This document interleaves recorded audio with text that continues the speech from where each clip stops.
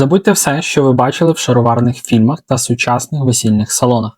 Міфи про віночки, рушники та романтичні прогулянки під вишнями – це лише красива картинка, яка приховує набагато жорсткішу, цинічнішу та містичнішу реальність наших предків. Історія українського шлюбу – це не про кохання з першого погляду, це історія про виживання, політичні союзи та суворий розрахунок. У цьому відео ми розкриємо темний бік українського весілля, про який етнографи воліють просто мовчати. Чому давні українці практикували умикання, ритуальне викрадення наречених біля води, яке виглядало як узаконене насильство. Яку таємну мету переслідував обряд розплітання коси і чому весілля насправді вважалося символічним похороном для дівчини.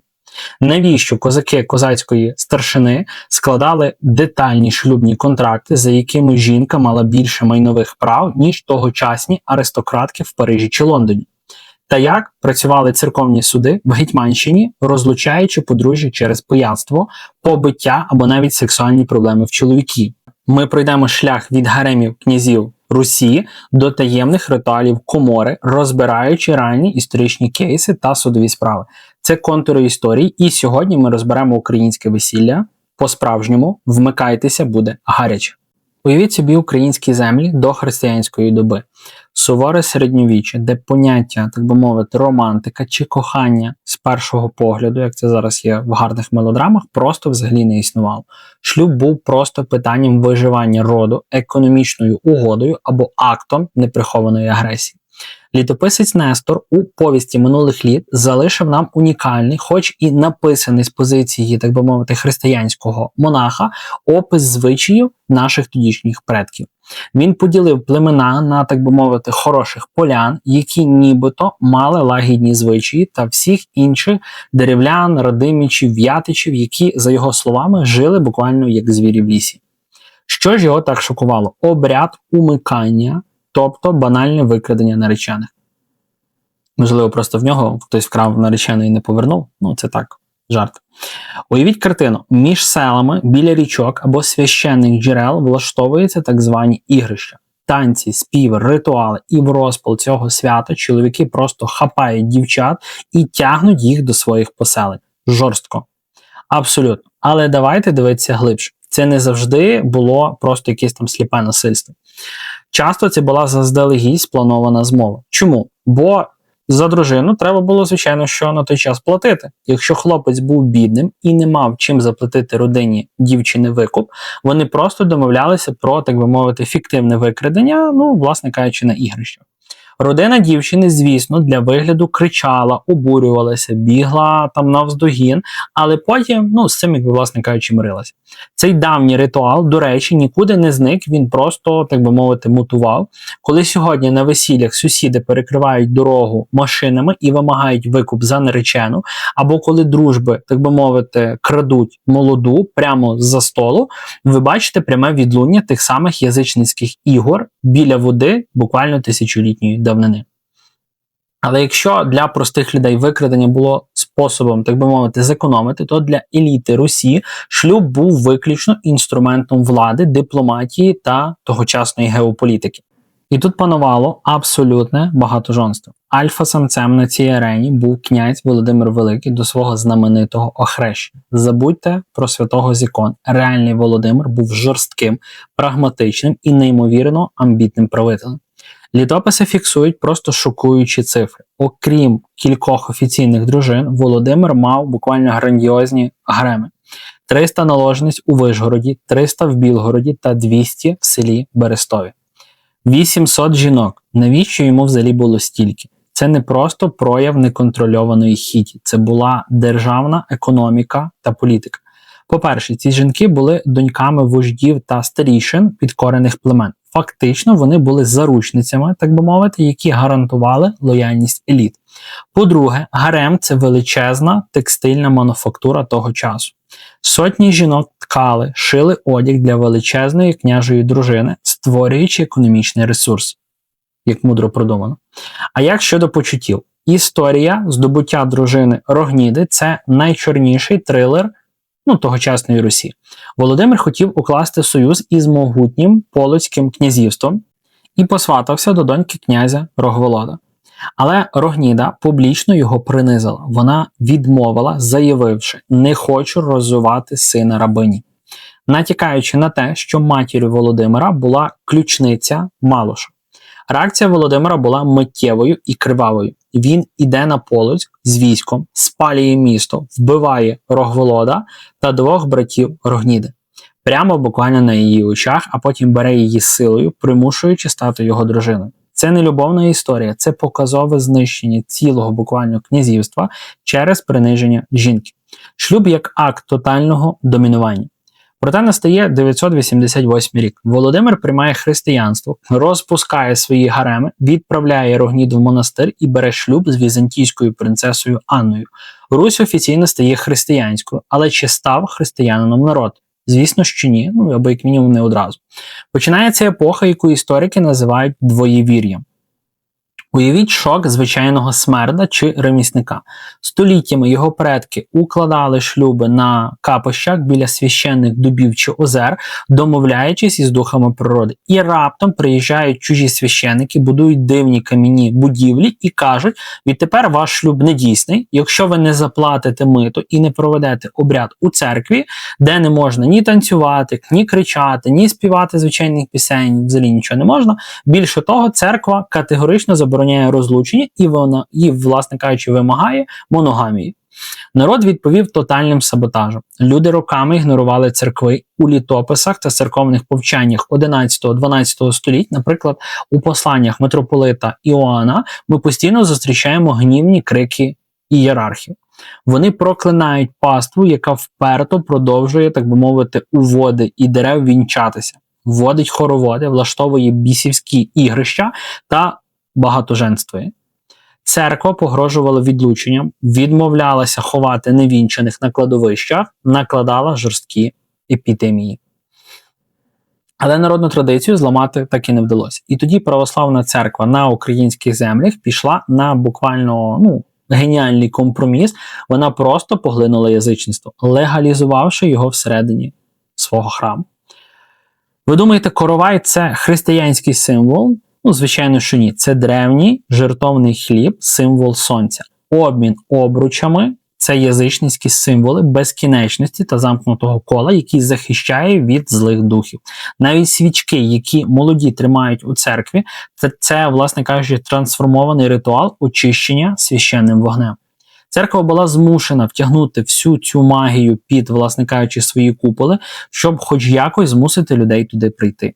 І саме з цього конфлікту, з цієї боротьби язичницької волі та візантійських догматів, народився той унікальний феномен українського весілля, який у наступні століття перетвориться на найскладніший юридичний та містичний ритуал Європи. Але справжня юридична революція, яка дасть українським жінкам, так би мовити, нечувану владу, відбудеться трохи пізніше. Залишаємо лісові капища та гареми в минулому і робимо різкий стрибок у часі. 16 століття, Велике князівство Литовське, до складу якого входять, власне, наші українські землі. Поки в Західній Європі спалюють відьом, а жінка юридично вважається чимось середнім між, так би мовити, дитиною та майном чоловіка, на наших землях відбувається справжня правова аномалія. Юридична революція, яка перетворила українську жінку на найбуквально захищенішу особу тогочасної Європи. Забудьте про образ забитої селянки. Ми відкриваємо литовські статути, кримінальні та цивільні кодекси 1529, 1566 та 1588 років. Якщо ви шукаєте витоки того самого українського матріархату та жіночої незалежності, вони записані саме тут, на цих пергаментах. Головне слово, яке зламало патріархальну систему, це материзна. Що це таке? Це майно, землі, гроші чи коштовності, які дівчина утримувала у спадок виключно від своєї матері. І тут починається юридична магія. Згідно зі статутом, чоловік не мав жодного, абсолютно жодного права розпоряджатися материзною своєї дружини без її згоди. Він міг бути, якимось прославленим полководцем, неймовірно багатим магнатом.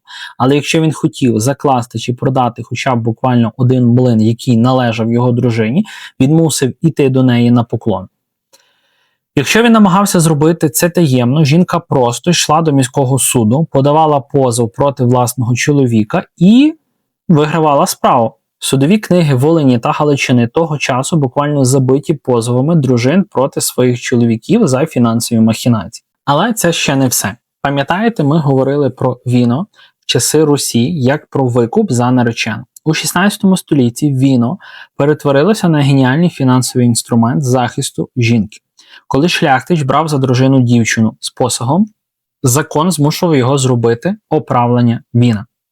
Тобто, чоловік був зобов'язаний юридично переписати на дружину частину своїх власних маєтків, вартість яких удвічі перевищувала розмір її посагу. Принесла 1000 золотих, чоловік гарантує тобі маєтків на 2000. Навіщо це робилося? Це був ідеальний запобіжник від домашнього насильства. Якщо чоловік піднімав на жінку руку, зраджував її, або якщо вона ставала вдовою, ці маєтки автоматично і назавжди переходили в її власність. Чоловік чітко знав, одна серйозна помилка, і він може втратити родовий замок. Проте, там, де є величезні гроші та права, завжди є, звичайно, кримінал.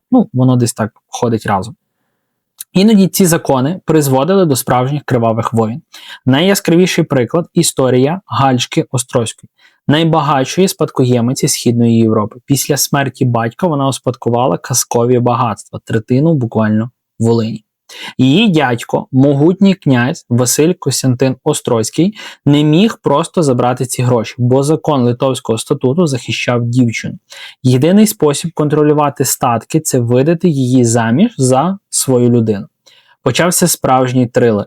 Гальшку викрадали, за неї воювали приватні армії, її насильно вінчали з небажаним нареченим прямо під час облоги замку. Коли у двері церкви вже буквально, власне кажучи, виносили таран. Ця трагедія показує головне. Чоловікам доводилося влаштовувати збройні облоги та порушувати буквально всі закони людяності саме тому, що закон юридично стояв на боці жінки. Вони не могли взяти гроші легально. А тепер поглянемо на тих жінок, які вміли цими законами користуватися. Феномен вдовиної влади. Вдова в тогочасній Україні ставала найвпливовішим гравцем на ринку. Вона сама розпоряджалася своїм майном і часто вела бізнес жорсткіше за чоловіків. Документи зберегли для нас ім'я Ганни Борзобагатої Красенської з Луцька. Це жінка-термінатор буквально 16 століття. Вона не просто керувала маєтками, вона була скарбником Луцької єпархії. Коли польський король, запідозривши неладне, прислав до неї королівських ревізорів, Ганна не злякалась. Вона озброїла своїх слуг і гарматами та мушкетами просто відігнала королівську комісію від свого замку. Її намагалися судити, на неї накладали церковні прокляття, анафеми, але вона особисто приїжджала на судові засідання, розносила аргументами опонентів буквально вщент і продовжувала вести свої справи, тримаючи в страху половину волинської шляхти. Вона вела приватні збройні набіги на сусідів, відбирала землі і плювала на погрози єпископів. І цей дух поширювався не лише на аристократію. З появою козацтва ця модель поведінки перейшла, звичайно, і на козацьких дружин. Поки чоловік руками воював у степу або сидів на січі, жінка залишалася єдиним господарем удома. Вона керувала наймитами, відбивала татарські набіги, купувала землю і сама виховувала дітей. Європейські мандрівники, які проїжджали українськими землями, писали у своїх щоденниках: ці жінки надзвичайно горді і часто саме вони командують своїми чоловіками. Але життя не завжди складається ідеально. Що ставалося, коли цей ідеальний фінансовий механізм не міг врятувати від щоденного пекла? Що робила українка козацької доби, якщо її чоловік виявлявся жорстоким тираном, пияком або не міг виконувати свої подружні обов'язки в ліжку? Чи мусила вона терпіти це буквально до кінця свого життя, як, власне кажучи, навчала церква? Відповідь вас шокує. Ми відкриваємо закриті архіви церковних судів Гетьманщини. Ми звикли думати, що в 18 столітті шлюб був один і на все життя. А розлучення – це щось із, власне кажучи, області фантастики. Але архіви духовних консисторій, церковних судів Гетьманщини малюють зовсім іншу картину. Українці того часу були надзвичайно палкими, впертими і, що найголовніше, не збиралися терпіти нещасливий шлюб. Якщо сімейне життя перетворювалося на пекло, вони йшли до суду. І ці судові процеси за своїм напруженням та відвертістю дали б фору будь-якому сучасному реаліті-шоу. Головним органом, що вирішував долі пар, була духовна консисторія. Це не просто збори священиків, це потужний юридичний апарат. І хоча церква офіційно проповідувала, що Бог з'єднав, людина нехай не розлучає, у законах був залишений цілий ряд, так би мовити, лазівок, як це завжди є в будь-якому законі. Але перш ніж я розкрию вам усі карти і покажу реальні судові справи, давайте перевіримо вашу історичну інтуїцію. Уявіть, що ви суддя духовної консисторії десь, у 1750 році, давайте для прикладу візьмемо. До вас приходять 3 пари, які благають про розлучення. Справа перша. Дружина плаче і скаржиться на постійні побої, показує синці, але чоловік спокійно відповідає, що він просто, так би мовити, виховує дружину, як того велить давній звичай. Справа друга. Дружина заявляє, що за 3 роки шлюбу вони з чоловіком жодного разу не мали інтимної близькості. Бо він, так би мовити, холодний як лід. Чоловік же виправдовується втомою від постійних військових походів. Справа третя. Чоловік вимагає розлучення, бо зі свідками піймав свою дружину в коморі за молодим наймитом. Увага! Питання. Кому з них за законом того часу ви зобов'язані дати 100% розлучення? Ставте відео на паузу прямо буквально зараз. Спускайтеся в коментарі і пишіть цифру 1, 2 чи 3.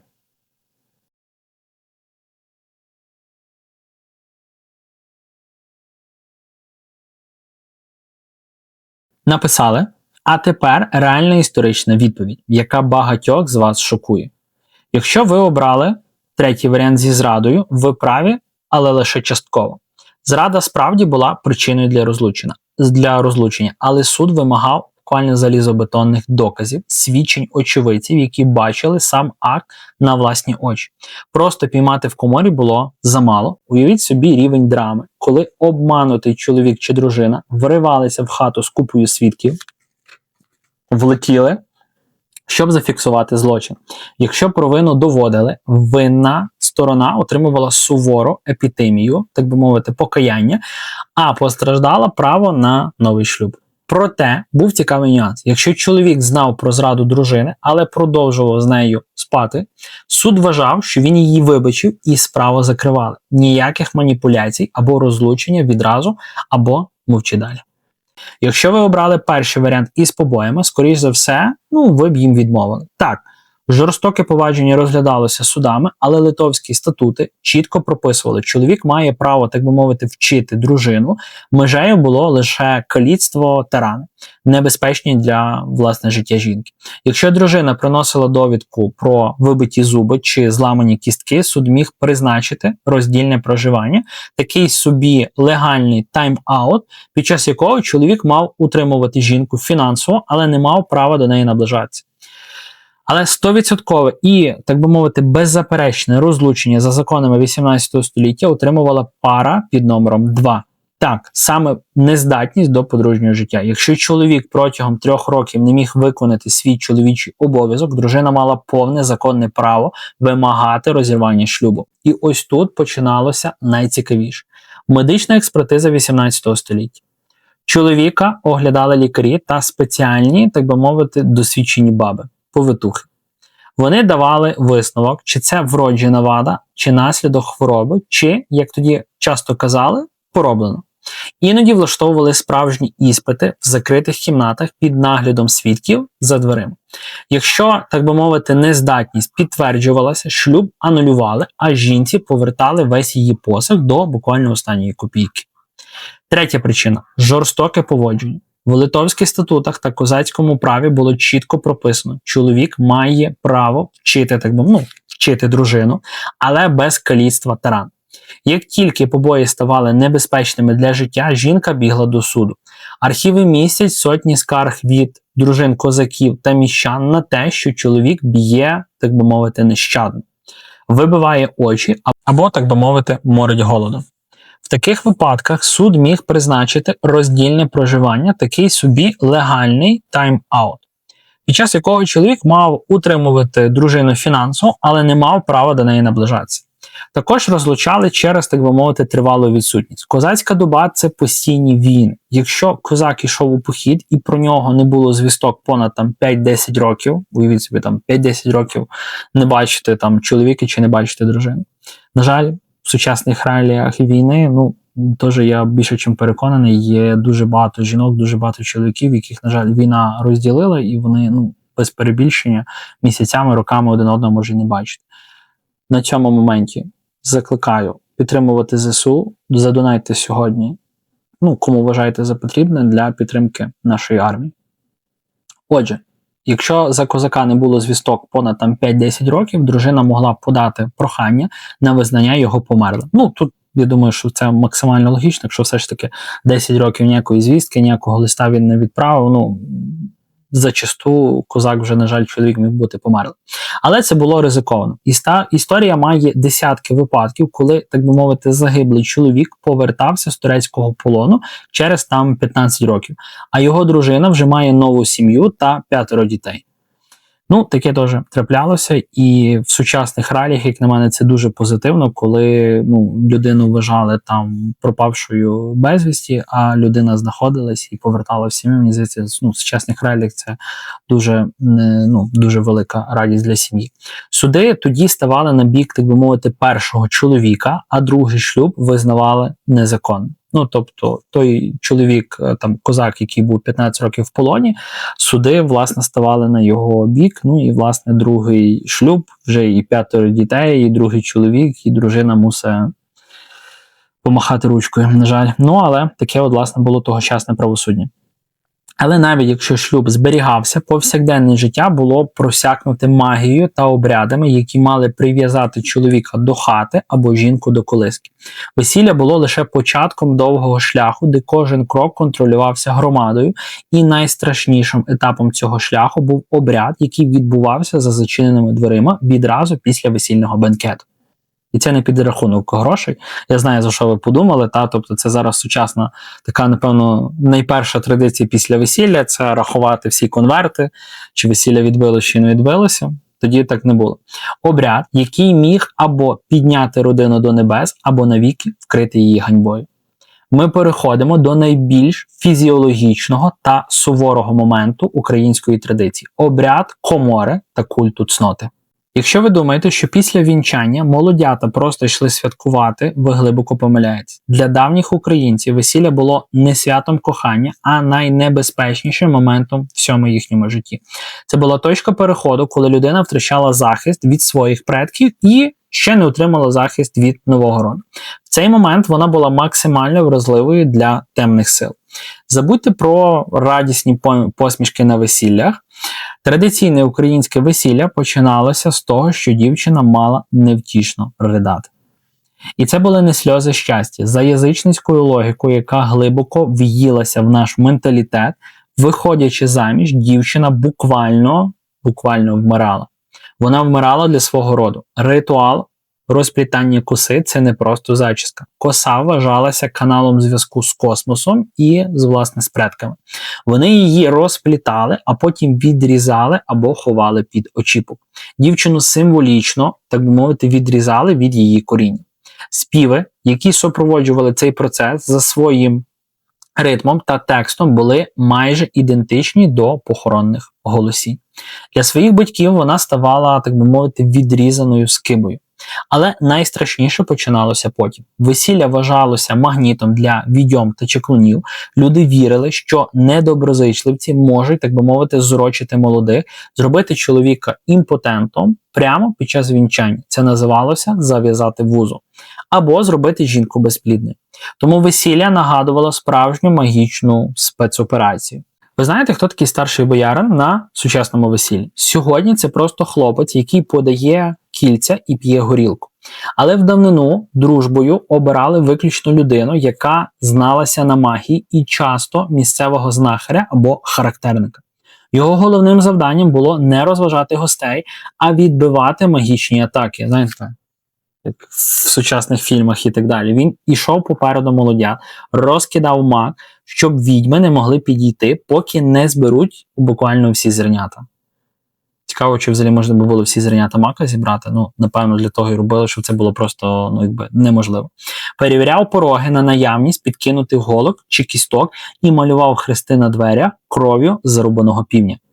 Молодятам у взуття клали чесник. Під одяг ховали металеві предмети, бо залізо відлякує нечисть. А на поясі зав'язували хитромудрі вузли. Але весь цей магічний захист був лише прелюдією до головного, найбільш фізіологічного та жорстокого випробування обряду комори. Уявіть собі, розпал свята, гості їдять, п'ють, співають. І тут настає момент істин. Молодих беруть за руки і ведуть не в теплу романтичну спальню, а в комору, неопалювальне, часто холодне господарське приміщення, де зберігали зерно. Чому туди? Бо там, по-перше, немає вікон, а отже, туди найважче проникнути злим духом. Але, власне кажучи, перед тим, як молодят туди заводили, старші жінки, їх називали сважки, ретельно перетрушували пості. Вони шукали заховані голки, вовчу, шерсть чи землю з цвинтаря. Стандартний арсенал тогочасних чорних магів. Двері цієї комори зачиняються, але гості нікуди не розходяться. Вони залишаються стояти під дверима. Вони співають спеціальні, часто відверті, сороміцькі пісні, шумлять, б'ють у макогони. З одного боку це робилося, щоб відлякати духів, з іншого, щоб психологічно тиснути на молодих. Уявіть стан дівчини і хлопця, яким треба було виконати свій подружній обов'язок під крики та гупання в двері цілого натовпу п'яних родичів. Навіщо потрібна була ця публічність? Це був акт юридичної та економічної фіксації. Пам'ятаєте, ми говорили про величезні статки, віно та материзну. Якщо чоловік ризикував своїм майном, а рід приймав нову жінку, вони мали отримати 100% фізичну гарантію, що діти, які народяться, будуть їхньої крові. Цнота була не просто питання моралі, це було питання безпеки капіталу роду. Ніхто не хотів передавати свої землі чужому бастарду. Бастард – це такий термін, яким називали дітей, які народилися поза шлюбом. І ось наставав кульмінаційний момент. Зранку або навіть посеред ночі сважки вривалися в комору. Їхня мета – знайти докази, так би мовити, чесності дружини. Нареченої. Нареченої вже, власне, дружини, бо, все відбулося. Сорочку дівчини або простирадло зі слідами крові виносили на загальний огляд. Якщо доказ був, весілля вибухало радістю. Родині дівчини співали хвалу, на хату вішали червону калину, звідси, до речі, і пішов, власне кажучи, цей символ червоної калини. Але що відбувалося, якщо дівчина виявлялася, візьмемо в лапки, нечистою? Це була катастрофа, яка руйнувала життя не лише їй, але й буквально всій її родині. Починалося публічне лінчування. Матері такої дівчини на шию одягали дірявий хомут або хомут із соломи, давали в руки склянку з діркою на дні і змушували пити з неї горілку. Це був абсолютний символ, власне кажучи, ганьби, мовляв, ти не вберегла свою доньку. Батько теж могли одягнути на шию ярмо або вінок з колючого терну. Співали максимально образливі, принизливі пісні, де родину змішували з брудом. Але найгірше чекало, звичайно, виновницю, так би мовити, гулянки, власне, саму дівчину. Її брали, виводили на вулицю, саджали на коня обличчям до хвоста або на воза з гноєм і так возили село. Ворота її батьків вимазували дьогтем, і цю пляму не можна було змивати руками. Це було тавро. Шлюб міг бути миттєво розірваний, а її посаг конфіскований. Часто такі дівчата не витримували ганьби і закінчували, на жаль, життя самогубством або тікали з села світ за очі, куди, власне, доля заведе. Цей жорстокий, тваринний страх перед, власне кажучи, тим сучасною ганьбою тримав суспільство в залізних лищатах. Традиція не пробачала помилок. Українка могла судитися з єпископами, керувати маєтками і розлучатися з чоловіком-пияком, але до шлюбу вона мала пройти через цей суворий, кривавий ритуал перевірки, де її тіло належало не їй, а законам роду. Отже, що ми бачимо, коли знімаємо з українського весілля цей штучний рожевий наліт шароварщини та сучасних романтичних комедій? Ми бачимо суспільство з неймовірно складною і, бути відвертим, іноді жорстокою, але глибоко продуманою системою виживання.